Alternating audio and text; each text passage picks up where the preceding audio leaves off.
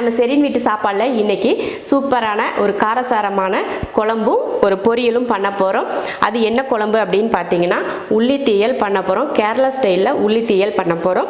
அதுக்கு வந்து ஒரு 200 கிராம் சின்ன வெங்காயம் எடுத்திருக்கேன். சின்ன வெங்காயம் தான் இந்த குழம்புக்கு நம்ம யூஸ் பண்ணணும். பெரிய வெங்காயம் போட்டால் அந்தளவுக்கு டேஸ்ட் நல்லா இருக்காது. சின்ன வெங்காயம் தான். கேரளா பக்கம்லாம் பார்த்தீங்கன்னா சின்ன வெங்காயம் தான் இந்த குழம்புக்கு யூஸ் பண்ணுவாங்க. ரொம்ப நல்லாயிருக்கும். இந்த குழம்பு தான் இன்றைக்கி பண்ண போகிறோம். அப்புறம் கேரட்டு, பீன்ஸு, உருளைக்கிழங்கு 3ஐயும் போட்டு ஒரு பொரியல் பண்ண போகிறோம். எப்பவும் போல் சாப்பாட்டுக்கு அரிசியும் ஊற வச்சாச்சு. இப்போ இதெல்லாம் எப்படி ரெடி பண்ணலாம் அப்படிங்கிறத பார்க்கலாம். ஃபஸ்ட்டு வெங்காயத்தில் உரித்து எடுத்து வச்சுக்கலாம். எடுத்து வச்சுட்டு அதுக்கப்புறமா காய் கட் பண்ணிக்கலாம். ஒன்றா எடுத்து வச்சுட்டு பண்ணால் தான் இந்த இடம் வந்து நீட்டாக இருக்கும். அதனால் ஒவ்வொரு வேலையாக பண்ணிக்கலாம். அப்புறம் பார்த்திங்கன்னா நம்ம சேனலில் கொஞ்ச நாளாக வீடியோ சரியாக போடுறதில்லை. ஏன்னா நம்ம வீடு மாறி வந்தது உங்கள் எல்லாருக்குமே தெரியும். போன வீடியோவில் கூட நம்ம கிச்சனை பார்த்துங்க, வெளிச்சம்லாம் சரியாக தான் இருக்குது, வீடியோ போடுங்க அப்படின்னு சொல்லியிருந்தீங்க. அது ரொம்ப சந்தோஷமாக இருந்துச்சு. அப்புறம் வந்து சிலிண்டர் வந்து ஃப்ரிட்ஜு பக்கத்தில் வைக்காதீங்க அப்படின்னு சொல்லியிருந்தீங்க. அதையெல்லாம் மாற்றி வச்சாது. அது தற்காலிகமாக தான் வச்சுருந்தேன். சரி கொஞ்சம் நாளைக்கு இருக்கட்டும் அப்படின்றதுக்காக இப்போ மாற்றி அந்த சைடு மாற்றி வச்சுட்டேன். அப்புறம் எல்லோரும் வெளிச்சம்பெல்லாம் பரவாயில்ல, நீங்கள் வீடியோ இதுலேயே எடுக்கலாம், நல்லாயிருக்கு அப்படின்னு சொல்லியிருந்தீங்க. ஒரு சிலர் வந்து நான் பழைய கிச்சன் தான் நல்லாயிருக்கு, நல்லா மிஸ் பண்ண, அது வந்து பளிச்சுன்னு இருக்கும், இங்கே வந்து கொஞ்சம் டல்லாக இருக்க மாதிரி இருக்குது அப்படின்னு சொல்லிட்டு ஒரு சிலர் சொல்லியிருந்தீங்க. எனக்கு எல்லாமே நீங்கள் சொன்ன எல்லாமே எனக்கு ரொம்ப பிடிச்சிருந்தது. ஏன்னா என் மேலே அக்கறையும் அன்பு இருக்கிறதுனால தான் உங்களுக்கு ஒவ்வொன்றுமே கரெக்டாக கண்டுபிடிச்சி சொல்ல முடியுது. அதை நினச்சி நான் ரொம்ப ரொம்ப சந்தோஷப்படுறேன். அப்புறம் பார்த்திங்கன்னா கொஞ்ச நாளாகவே நான் வந்து கமெண்ட்டுக்கெல்லாம் ரிப்ளை பண்ணாமையே விட்டுருக்கேன். ஏன் ரிப்ளை பண்ணலை அப்படின்னா வீட்டில் வந்து அதிக வேலை போய்கிட்டு இருந்ததுனால உங்களுக்கே தெரிஞ்சிருக்கும். வீடு மாற்றினா வீட்டுக்குள்ளே எவ்வளோ வேலை இருக்குன்னு சொல்லி உங்களுக்கே தெரியும். இனி அப்பப்போ கொஞ்சம் கொஞ்சம் வேலை போய்கிட்டே தான் இருக்குது. அதனால தான் கமெண்ட்டுக்கு வந்து ரிப்ளை பண்ண முடியல. இனிமேல் போடுற எல்லா வீடியோலையுமே மறக்காமல் ரிப்ளை பண்ணிடுவேன். பேசிக்கிட்டே இருந்தால் உங்களுக்கு போர் அடிச்சிடும். அதனால் வெங்காயத்தை உரிச்சிட்டு வந்துடுறேன். வெங்காயம் உரித்து எடுத்தாச்சு. காயில் இருக்க தோல், இந்த கேரட்டு, உருளைக்கிழங்குல இருக்க தோலெல்லாம் சீவிட்டு கழுவிட்டு எடுத்து வச்சுருக்கேன். இப்போ காயெல்லாம் கட் பண்ணிக்கலாம். வெங்காயத்தை வந்து கட் பண்ண தேவையில்லை. குழம்புக்கு போடுறோம் இல்லையா, அந்த வெங்காயத்தை கட் பண்ண தேவையில்லை. நல்லா பொடியாக வெட்டிக்கலாம் பொரியலுக்கு.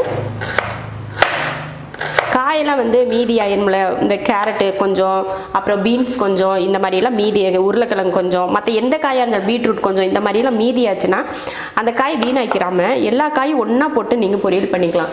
கேரட்டு, பீன்ஸு, முள்ளங்கி, அப்புறமா உருளைக்கிழங்கு, வெண்டைக்காய், இந்த மாதிரி எல்லா காயும் சேர்த்து போட்டு நீங்கள் சும்மா பொரியல் பண்ணிக்கோங்க. இல்லைன்னா தேங்காய் துருவல் போடுறதுக்கு பதில் கொஞ்சம் மிளகாத்தூள் போட்டு அப்படியே வறுத்து எடுத்துட்டிங்கன்னா நல்லாயிருக்கும். எல்லா காயிலையுமே ஒவ்வொரு காய் இருக்குது, இதை வச்சு என்ன செய்ய போகிறோம் அப்படின்னு சொல்லி யோசிக்காமல் டக்குன்னு வெட்டி அந்த மாதிரி கொஞ்சம் மிளகாத்தூள் மட்டும் அதில் போட்டு நீங்கள் செஞ்சுக்கிட்டிங்கன்னா போதும். ஒரு நேரம் பொரியலுக்கு ஆயிரும். பொரியலுக்கு காய் வெங்காயம்லாம் கட் பண்ணி எடுத்தாச்சு. குழம்புக்கு வெங்காயத்தை உரித்து எடுத்து வச்சிட்டோம். அப்புறமும் சொல்கிறேன், இந்த குழம்புக்கு வந்து சின்ன வெங்காயம் போட்டால் தான் நல்லாயிருக்கும். பெரிய வெங்காயம் போட்டால் அந்தளவுக்கு டேஸ்ட் இருக்காது. சரி இல்லை அப்படிங்கிற பட்சத்தில் நீங்கள் சேர்த்துக்கலாம். ஆனால் டேஸ்ட்டுன்னு பார்த்தீங்கன்னா சின்ன வெங்காயத்தில் தான் நல்ல டேஸ்ட் இருக்கும். அப்புறம் தேங்காய் துருவல் எடுத்துக்கிட்டேன். பொரியலுக்கும் தேங்காய் துருவல் வேணும், அப்புறமா குழம்புக்கும் தேங்காய் துருவல் வேணும். அதனால் அரைமுடி தேங்காய், சின்ன தேங்காயாக அரைமுடி தேங்காயை துருவி எடுத்து வச்சுருக்கேன். அப்புறம் கருவேப்பிலை எல்லாமே ரெடியாக இருக்குது. இப்போ அப்புறம் குழம்புக்கு வந்து புளி வந்து ஒரு நெல்லிக்காய் அளவுக்கு ஊற வச்சு எடுத்திருக்கேன். இந்த குழம்பு வந்து கொஞ்சம் புளிப்பாக தான் இருக்கும். அதனால் ஒரு நெல்லிக்காய் அளவுக்கு புளி எடுத்திருக்கேன். அது ஊறிட்டுருக்கு. இப்போ மசால் வறுத்துட்டு அரைச்சிட்டு தாளிச்சிக்கலாம். ஃபஸ்ட்டு தேங்காய் துருவல் சேர்த்துக்கலாம். நம்ம பொரியலுக்கு கொஞ்சமாக மட்டும் துருவல் போதும். எடுத்து வச்சுட்டு மீதி இதில் சேர்த்துக்கலாம். பொரியலுக்கு நம்ம கையில் பார்த்திங்கன்னா இப்படி எடுத்தால் ஒரு கைப்பிடி அளவுக்கு போதும். மீதியை நம்ம வறுக்கிறதுக்கு எடுத்துக்கிட்டேன். தேங்காயை வறுத்துடலாம். நல்லா கலர் மாறி வர மாதிரி வறுக்கணும். தேங்காயில் இருக்க ஈரப்பதம் மாறினதுக்கப்புறம் நம்ம மல்லி, மிளகாயெல்லாம் சேர்த்துடலாம். தேங்காய் நல்லா அந்த ஈரம் போக நல்லா வறுத்து கலர் மாற ஆரம்பிக்குது. இப்போ இதில் நம்ம மல்லி சேர்த்துடலாம். 1 2 3 4, இந்த ஸ்பூனில் 4 ஸ்பூன் மல்லி சேர்த்துருக்கேன். வரமிளகாய் 6, காரத்தை பொறுத்து மிளகாய் சேர்த்துக்கோங்க. இப்போ இதையும் சேர்த்து நல்லா வறுத்துடலாம். நல்லா கலர் மாறிடுச்சு பாருங்கள். இந்த அளவுக்கு நம்ம வறுத்துக்கிட்டால் போதும். அவ்வளோதான். இப்போ இதை மாற்றி வச்சிடலாம். இதை மாற்றி வச்சுட்டு ஆறுனதுமே அரைச்சிக்கலாம். ஆறட்டும். அதுக்குள்ளேயே நம்ம பொரியல் தாளிச்சிட்டு வந்துடலாம். பொரியல் தாளிக்கிறதுக்கு எண்ணெய் காஞ்சதுமே கடுகு, கொஞ்சம் கருவேப்பிலை, ஒரு பெரிய வெங்காயம், பச்சை மிளகாய் 4, உங்கள் காரத்தை பொறுத்து மிளகாய் சேர்த்துக்கோங்க. வெங்காயம் இந்த அளவுக்கு வதங்கினா போதும். இப்போ இதில் காய் சேர்த்துக்கலாம். கேரட், உருளைக்கிழங்கு, பீன்ஸ் 3யும் இதில் சேர்த்துறேன். உப்பு, மஞ்சத்தூள். இப்போ இதை கலந்துடலாம். நம்ம கையில் 2 கைப்பிடி அளவுக்கு தண்ணி சேர்த்துக்கலாம். தண்ணியை சேர்த்து கலந்தாச்சு. இப்போ மூடி வச்சிடலாம். காய் வேகட்டும். அதுக்குள்ளேயும் நம்ம மசாலா அரைச்சிட்டு வந்துடலாம். கலந்து விட்டு வேக வைக்கிறோமே அப்படின்னு சொல்லிட்டு கூட அப்படியே விட்டுறக்கூடாது. அப்பப்போ எடுத்து கிளறி விட்டால் தான் காய் வந்து ஒரே போல் வேகும். அந்த மாதிரி கிளறி விட்டு வேக வச்சு இப்போ காய் வந்து நல்லா வெந்துடுச்சு பாருங்கள். அவ்வளவுதான். இப்போ இறக்கிடலாம். தேங்காய் துருவல் போட்டுடலாம்.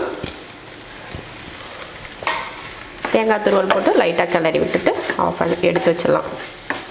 நான் எப்போவுமே சொல்கிறது தான், தேங்காய் போட்டிங்கன்னா அடுப்பை ஆஃப் பண்ணிவிட்டு இறக்குனதுக்கப்புறம் தேங்காய் துருவல் போடுங்கன்னு சொல்லிட்டு. அவ்வளோதான், பொரியல் ரெடி ஆயிடுச்சு. மாற்றி வச்சுட்டு நம்ம குழம்பு தாளிச்சிடலாம். குழம்பு தாளிக்கிறதுக்கு எண்ணெய் ஊற்றிக்கலாம். எண்ணெய் காஞ்சிருச்சு. அதில் கொஞ்சம் வெந்தயம், கொஞ்சம் கடுகு. வெந்தயமும் கடுகும் பொரிஞ்சிருச்சு. கருவேப்பிலை. இதில் சின்ன வெங்காயம் ஒரு 200 கிராம் சின்ன வெங்காயமும் ஒரு 6-7 பூண்டு பல்லும் இருக்குது. அதை சேர்த்துடலாம்.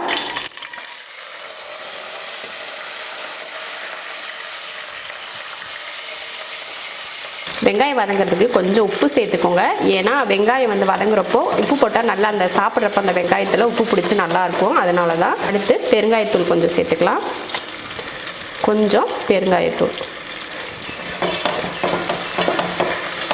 வெங்காயம் போட்டு வெங்காயம் வெள்ளை பூண்டும் நல்லா வதங்கிருச்சு. இப்போ இதில் நம்ம புளி சேர்த்துக்கலாம்.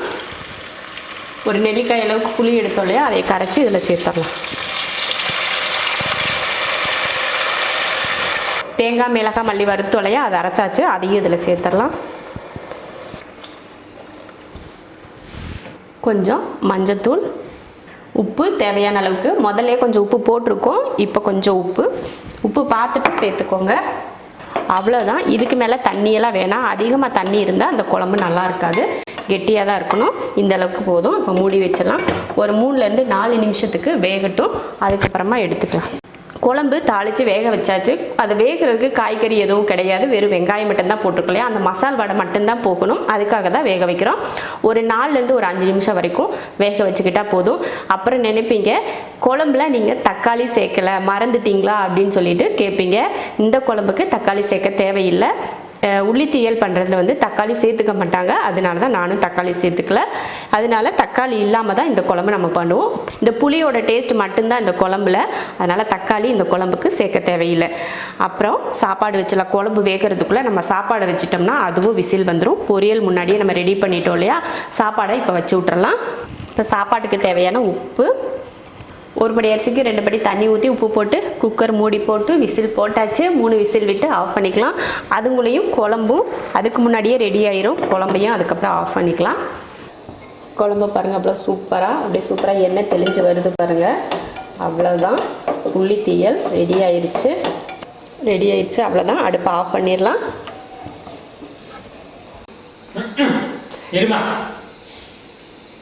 போ.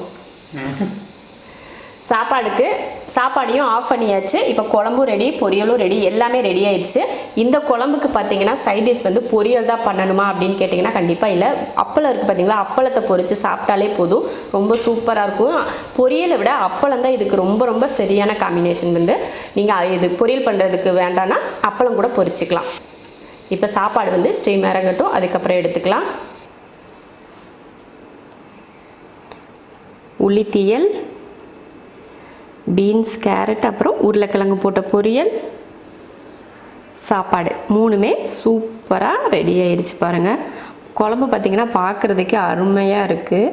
நல்லா புளிப்பாக காரமாக சூப்பராக இருக்குது. சூப்பராக லஞ்ச் ரெடி ஆயிடுச்சு. உள்ளித்தீயலும் கேரட், பீன்ஸ், உருளைக்கிழங்கு போட்டு பொரியலும் ரெடி ஆயிடுச்சு. ரொம்ப சூப்பராக இருக்குது. அப்படியே மனம் வந்து இப்போயே சாப்பிட போகலாம் அப்படின்னு சொல்கிற மாதிரி மனம் இருக்குது. நீங்களும் இது போல் லஞ்ச் மெனு செஞ்சு பார்த்துட்டு எப்படி இருக்குன்னு சொல்லிட்டு கமெண்ட்டில் சொல்லுங்கள். பிடிச்சிருந்தா லைக் பண்ணிவிட்டு ஷேர் பண்ணிவிட்டு நம்ம ஷெரின் வீட்டு சாப்பாடு சேனலை சப்ஸ்கிரைப் பண்ணிவிட்டு பக்கத்தில் இருக்க பெல் ஐக்கானை மறக்காமல் கிளிக் பண்ணி வச்சுக்கோங்க. அப்போ தான் நான் போடுற வீடியோவோட நோட்டிஃபிகேஷன் உங்களுக்கு வரும். உடனே லஞ்ச் மெனு பார்க்கலாம், டின்னர் மெனு, அப்புறம் breakfast menu, evening snacks menu, இதெல்லாம் கண்டினியூவாக உங்களுக்கு பார்க்குறதுக்கு முடியும். இப்போது சாப்பிட்லாம்.